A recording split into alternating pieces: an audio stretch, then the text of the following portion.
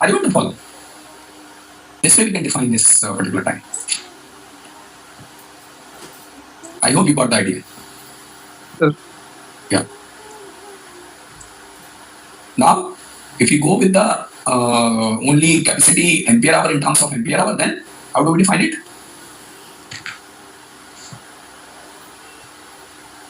How do we define it? We define by capacity in ampere hour. So in that case, in most of the cases, people are taking this as a ampere hour only. I mean, this as a integration of IB with respect to time. That's all. Now, let's talk about the DOD and SOC. Right? SOC and DOD. State of charge. Yes, sir. SOC, state of charge. Yes, and DOD, depth of discharge. Depth of discharge. So we have certain range of SOC. Right? Let's suppose some batteries, they are not aligned to discharge below 20%. And some of the battery, they are not, going quickly charging beyond 90%. I mean, if the voltage is become constant. So after 90%, you need not to take care. I mean, it means the voltage almost equal to the larger battery. So suppose if I have one battery, right, and there are two terminal in the battery. One is positive terminal and one is negative terminal, right? We have this particular battery, you can say, and one resistance, it is connected between these two terminals. One resistance is connected between these two terminals. We have, if this battery is fully charged, right? If battery is fully charged, then we have X amount of,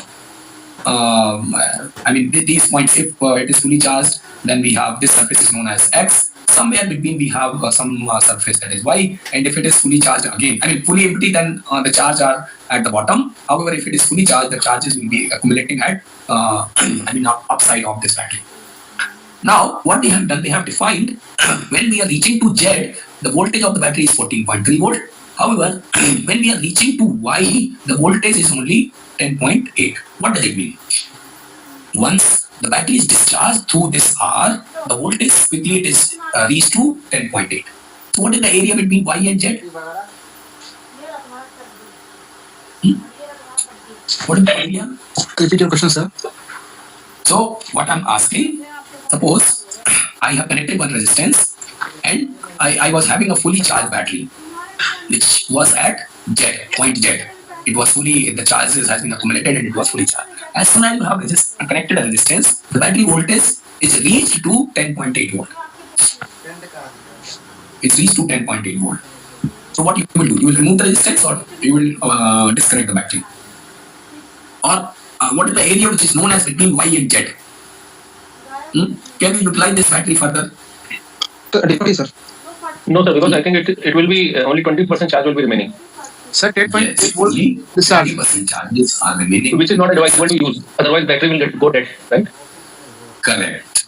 Obviously, the battery will be dead if you use 10 after 10.8. So this particular area, it is known as from Y to Z, that is known as useful area of the battery, right? Usable or useful, whatever you can say. Usable area of the battery. Means we can utilize starting from Z to Y, but below this Y, this charges of the battery we cannot utilize. Otherwise, what will happen? Life of the battery will be deteriorating. Life of the battery will be lesser. So, if we are saying this is 20% limit, right? At Y, we have 20% limit. So, if I'm saying the SOC of this battery, so if it is this 20%, what is the DOD of this battery? What is the DOD? SOC is 20%. So DOD of the battery would be automatically 80%. Right? 80%. Though the area it is, not equal. You can consider, I should consider this point somewhere here or below this, so that 80% remaining charges should be appear and remaining 20% charges should be remaining and 80% the battery must be available for discharge. But you can understand from here means if SOC at 10.8, that is 20%, so DOT will be 80%. People used to write the particular formula in form of SOC. If you want to calculate this SOC percentage in terms of DOT, so that is inversely proportional in 1 minus DOT divide by 100 and multiply by this 100. So if you want to calculate any SOC and DOT is given or SOC is given, you want to calculate any of the quantity with respect to others. Suppose 20% SOC is given, so immediately you can put and you can tell me the particular DOT of this battery that you can tell. Next important factor that we have not discussed. Divide by 100, multiply by 100, both would cancel out now. Yeah, so 1 minus, that's right, 1 minus DOT. That would be 100 minus DOT, try to understand. Or you can write 100 minus DOT. And then multiply by 100, so 100 minus DOT only. People used to write Yes, in this form only, that's why I have written. Okay? Now, what about Yes, C rate? yes. Yeah, C rate. One question. Yes. During regenerative braking, because there is a feature in EV vehicles, whenever there is a braking, regeneration happens. So that time, battery will be fully in charging mode, or it will be partially charging and partially discharging. So during that regeneration point, the machine or drive which you have, it is operating in generator mode, right? It is not operating in which mode? Mode. Discharging. Okay. Yes. So in that case, what will happen? This machine is operating as a generator. So it is supplying. So we have some kinetic energy. As soon as you have applied the brake in the vehicle, some of the energy is there, which is stored in the inertia of the machine. And that inertial energy, it is used to, if regenerative braking facility available in the vehicle, so that magnitude of current due to this kinetic energy that would be supplied to the battery. So battery will not be in discharging stage. Battery will be in charging stage at that moment. Because what happens that whenever we put a panic braking, so that time suddenly within fraction of second, battery will go from discharging to charging. Yes. So the time is very less that time. So obviously, see the machine inertia is very low in case of electric vehicle. Like machine, the inertia is not very high. So you cannot compare this machine with the megawatt range or flywheel you are putting in the power system. Megawatt range, right? They are able to store in that amount of energy, we can say kilowatt or megawatt range. But here, for a fraction of second, some kinetic energy is stored. That kinetic energy is fed back to the source only. Okay. So for a fraction of second, you will realize the battery is charged. So only 15 to 20%. Suppose a vehicle has a range of 400 kilometer. So only 20 or 30 kilometer in this particular range you utilize this battery for 400 kilometer. Only 20 to 30 extra kilometer you will get due to regeneration. You will not get more than 20-30 kilometer extra range in the vehicle, because this regeneration, it is happening obviously during the braking system, but that the energy which we have generated during regeneration, that is very small.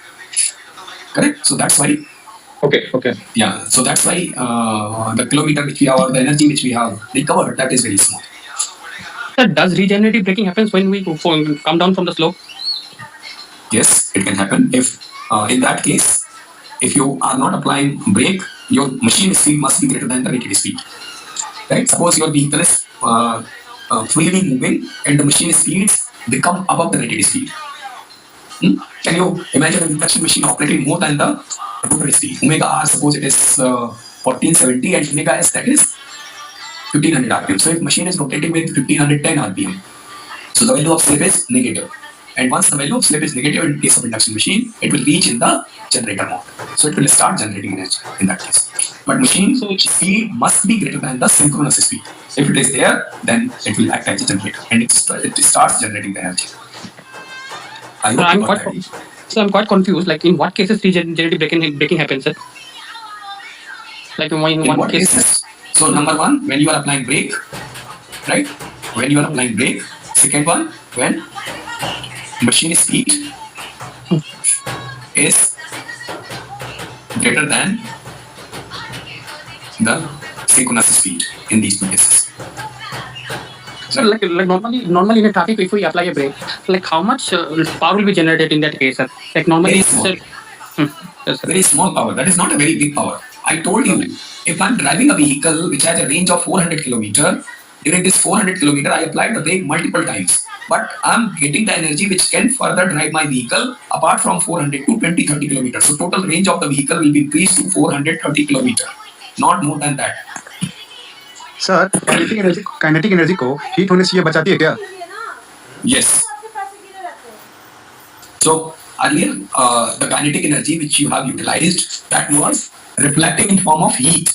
So people used to the vehicle brakes or the brake shoe every 2 to 3 years. People used to replace these brake shoe. You might have, if you have vehicle, you might have realized whenever you are going to for service of your vehicle, these servicemen will tell you, sir, your brake shoe are damaged. Now we have to replace these brake shoe. Why they have been damaged? Due to this kinetic energy or which is appearing in form of heat. Yeah. However, in case of electrical braking, there is no such phenomena because you are utilizing this kinetic energy and it is feeding back to the battery. So that heat you have utilized in form of electrical energy. That's why electrical braking is important as compared to mechanical braking.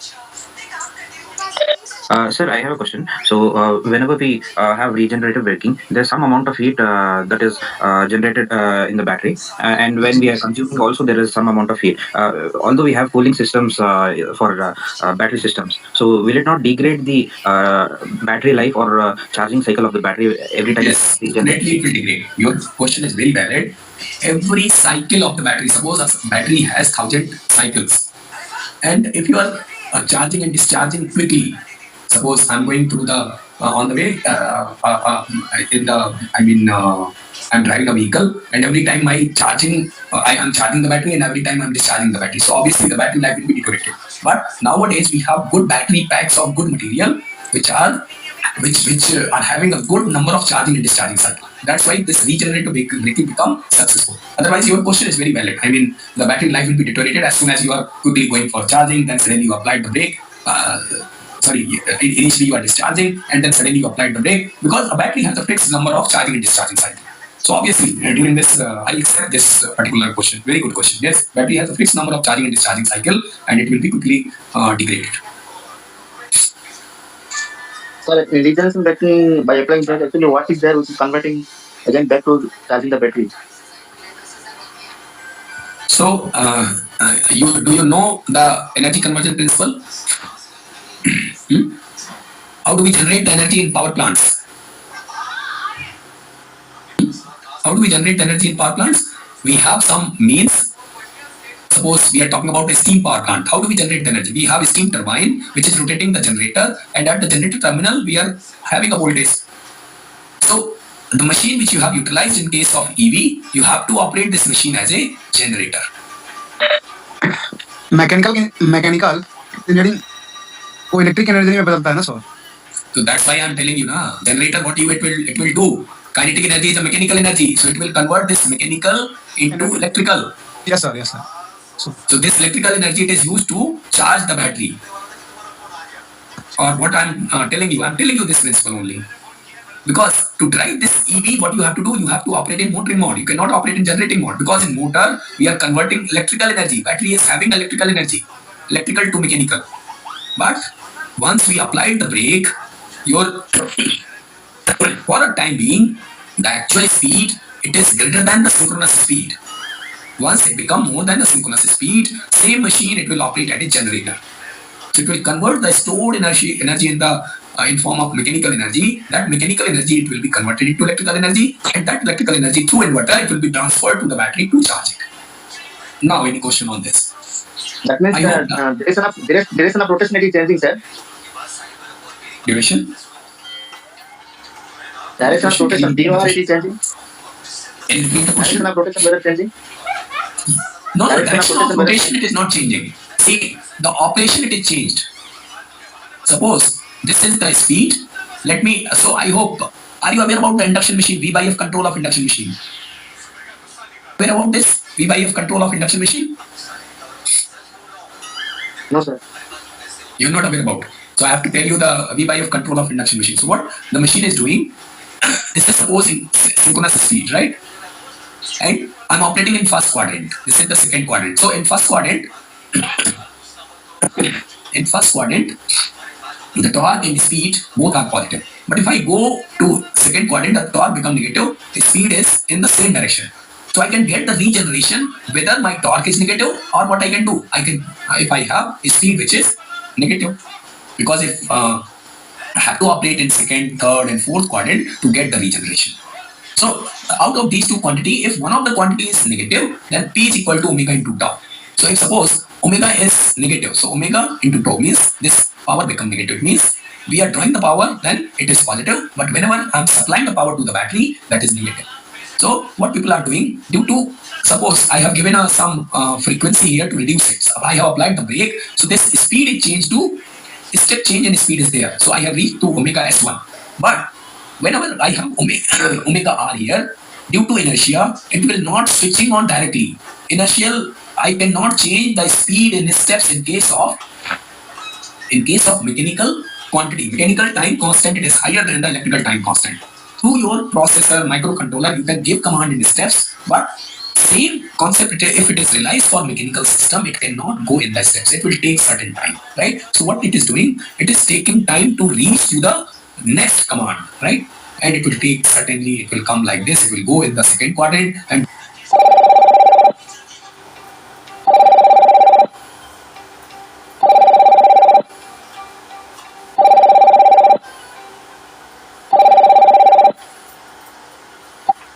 R1 is greater than the omega S1, this point. So suppose this speed is reduced to 500 RPM, right? And here the omega R1 was, let's suppose 1200 RPM, right? So for this time zone, this 1200 RPM is greater than 500 RPM because it was operating for this omega S. And this omega S is higher than the 500. Let's suppose 1500 RPM. With respect to 1500 RPM, the omega R1 was 1200 RPM. So the duration which has been taken to transit to omega R2, that is the duration where we are getting the regeneration. That is the basic principle of regenerative braking in case of any machine.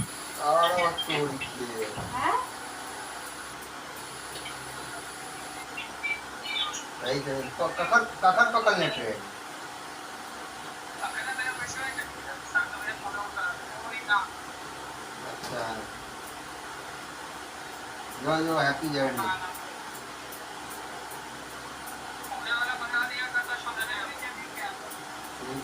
तो खाना पीना दे हुआ कि ना नाश्ता पानी include calcium है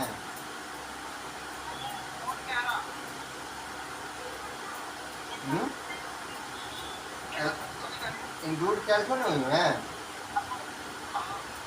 दवा का खाए तो आवा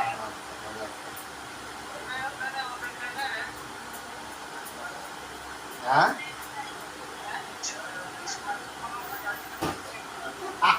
धीरे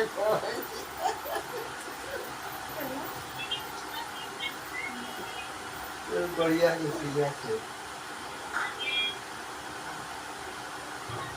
के संग में अच्छा अच्छा एंजॉय मार enjoy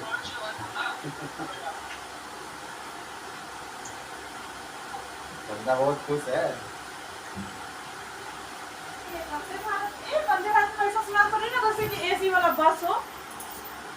Duration. Time duration is very small. Time duration. Sir, basic difference between the minimum voltage and maximum voltage and nominal voltage. Sir. Yes. I'm not getting your question. Can you explain it again? Sir, basic difference between maximum voltage per sensor, maximum voltage, minimum nominal voltage per sensor. For what? For which system? Battery pack, sir. For Battery which pack, system? So for battery pack, we have 3 voltages. This is the voltage at fully charged. This is the nominal voltage of the battery. This is the voltage at fully discharged. Please look into the older lecture, yesterday lecture. I have not followed my yesterday lecture. That's why you are not able to get it. Okay, so let's go ahead. We were discussing, otherwise I will not able to complete the syllabus. I have diverted, I discussed the principle of regenerative braking apart from the C rate or the battery pack which we were discussing. Okay, so what is C rate, by the way? Okay, it was good discussion. I told you regenerative braking, so you people, most of you will be getting the advantage of this apart from this regular battery and other things, regenerative braking is also one of the aspects, because in trains also this regenerative braking is happening, because in case of electric locomotive, the size of the induction machine, that is quite large, and they are having in inertia, they have good amount of energy. So that good amount of energy that can be transferred to the overhead lines. That was the main purpose of having regenerative braking. Nowadays, it is coming in a small vehicle as well, like scooters. It is integrated. It has been integrated along with 4-wheeler, 2-wheeler, 3-wheeler, and so on. So, what is C rate? Can you define? C rate. Earlier, C rate refers the discharge current of the battery. Discharge current of the battery. However, nowadays charging also become important, right? We cannot say C rate is only it is referred for the discharge current of the battery. But nowadays you are having ultra fast charger, semi-fast charger, right? So charging of the battery is also become important. So, however, nowadays charging of the battery is also become important. As we can see, we can look into some fast charging systems, super fast charging, that ultra fast charging, and so on. Right? So how do we define this C rate? The rate at which the capacity of the battery is built up. Simple, right? The rate at which the capacity of the battery is built up, is charged. Right? So we have to consider, we cannot say C rate, it is referred only discharging. At what rate you are charging the battery or given up, or we can say given up, discharge. So nowadays this C rate, it is